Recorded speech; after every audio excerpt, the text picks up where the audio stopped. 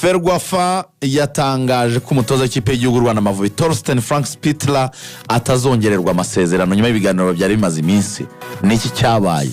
Ibiganiro byarabaye guhera mu kwezi kwa 11 baraganira barumvikana, bari bamukuye ku mushahara wa 12 bamugeze ku 18 y'amadolari buri kwezi, bamwemereye imodoka, bamwemereye inzu yo kubamo, bamwemereye nandi ma bonus ku match azatsinda. Icyo Frank yapfuye na Ferwafa niki? Frank yababwiye ko ashaka kuba umutoza gusa wa AFCON qualifiers na World Cup qualifiers gusa. Baramubwira bati se nk'uyu mwaka tugiye kujyamo, tugiye gusinya, yari gusinya umwaka umwe wa 2025 na AFCON qualifiers zirimo kuko nitwabonye n'itike ijya muri CAN, uzatoza match enye gusa za World Cup qualifiers arizo tuguhembere mu 18 buri kwezi. Aravuga ati cani nababwiye ko mutakongera umubare w'abanyamahanga, murabyanga murawongera, nta bakinnyi b'abaroko bakina, therefore sinatoza ikipe idafite abakinnyi bakomeye. Icya kabiri cyatumye batumvikana, yarababwiye ati tuvuye kuri ibyo nta match za friendlies nzatoza za gicuti, ndashaka kuzajya nkoresha icyo gihe nduhuka n'umuryango wanjye, atahubwo mu ntegura amatike menshi y'indege, nzajya nza gutoza match nyuma y'icyumweru nisubirire mu Budage. Ferwafa ati uzatoza none utanaba no mu gihugu ngo urebe championnat, sinzazireba, nje nzaba mba mu Budage, nzajya nza ndebe ngende. Bayibona nk'amananiza, yasabaga ibiruko byinshi, bamubwira gutoza Sekafa arabyanga.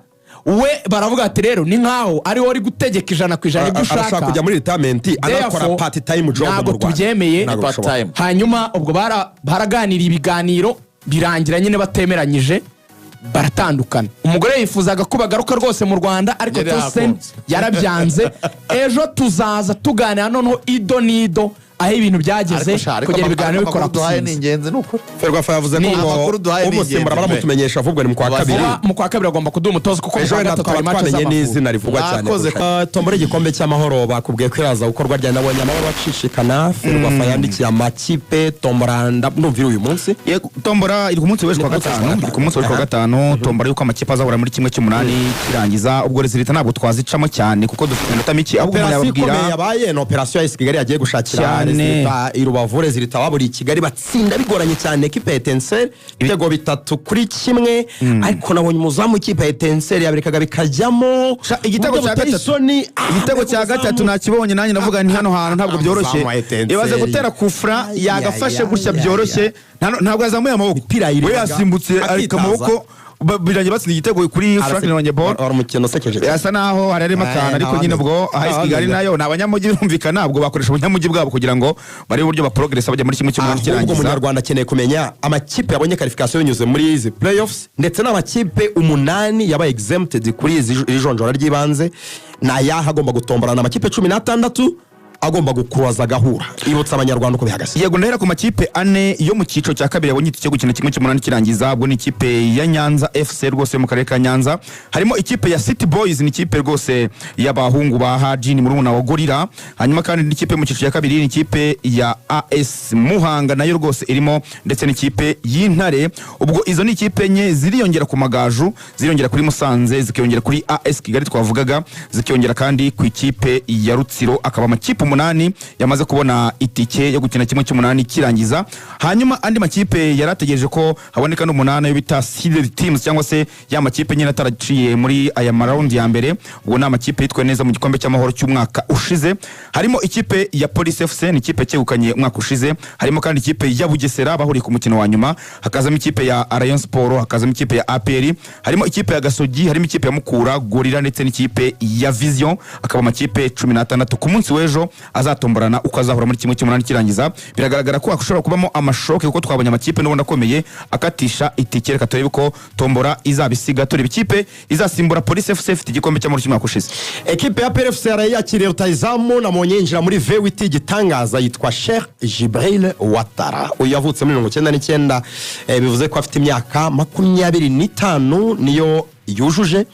rutahizamu uvuye muri ekipe ya GS Kabylie iyo mu gihugu cya Nigeria. rutahizamu bitahiriye hariya watsinze igitego kimwe muri faze mu mikino 14 yagaragayemo, ariko yabanje mwingahe si imikino mike cyane, ndumva ari imikino 3 gusa yabanjemo. Ntabwo mutoza Abdellah Benchika yamukunze cyane, ariko ni rutahizamu ukomeye cyane ufitanye amateka n'ikipe ya Berhane yo mu gihugu cya Maroc. turamuganiraho mu kanya gato cyane, reka tubanze utumike tuganire kuri uyu musore ndetse n'abakinnyi ba Rayon Sport bamwe batangiye kugera i Kigali n'abandi bategerejwe, harimo nyine witwa Innocent wageze i Kigali, ariko n'uwitwa Fahad Bayo ugomba kwakirwa muri iyi minsi. tunagaruka kuri ya nama n'aho amafaranga ageze na Mucayina ngo yatumiwe iyi nama ya Rayon Sport mu kanya gato cyane turabiganiraho.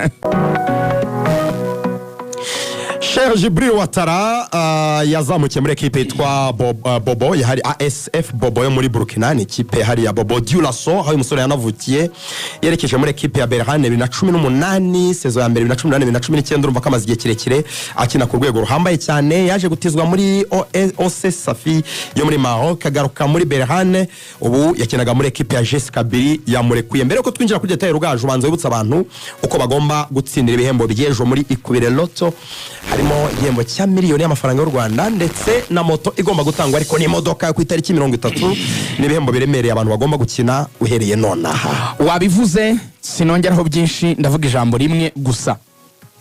Umunsi w'ejo ushobora kurana miliyoni, waba ufite ibiceri 500 cyangwa se 400, kanda akanyenyeri 562 urwego, akanyenyeri 562 urwego, ubundi ukine ushake miliyoni. ni bonanza, ubundi ejo urebe kwahamagarwa, umugisha ukaba ari uwawe, ukaba umeze neza cyane, ukaba uratsinze. akanyenyeri 562 ubundi utsinde hamwe na Ikubire umutingito w'ibihembo ubagereho. Rugaje twabonye abakinnyi benshi ekipe ya PFC yinjijemo mu mpeshyi, ubwo ni window ya transfer heruka, abakinnyi benshi cyane mu rutahizamu, aba winga, aba mediateur n'abandi benshi. Ekipe yashoye amafaranga menshi, ababirebera hafi bavuga ko yarengaga na miliyari y'amafaranga y'u Rwanda.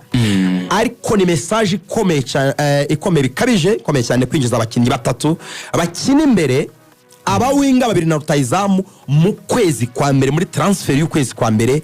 Rugaje ni message ikomeye ku rwego ekipe imaze kugeraho, ntabwo bisanzwe. Batatu b'imbere bashobora kubanza mu kibuga, ekipe yarasinyisha abandi bakinnyi mu kwezi kwa 7 n'ukwezi kwa 8.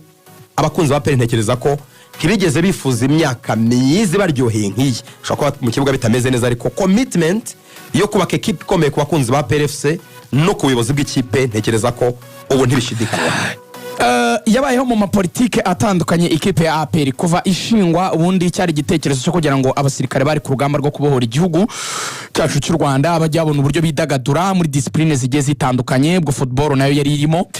Nyuma rero yo gutsinda urugamba bakabohora igihugu, kimwe mu byakomezaga kushyiramo iyo bond cyabibutsaga urugamba ndetse kikanabihuza nyine niyo nsinzi, byari kugumana bimwe mu birango bikomeye bya APR. Yaje gusa nifata izindi nshingano iyo kipe, ibi kipe ishyirwa mu cyitwa G9, ni urwego rwa gisirikare ruhuza abasivili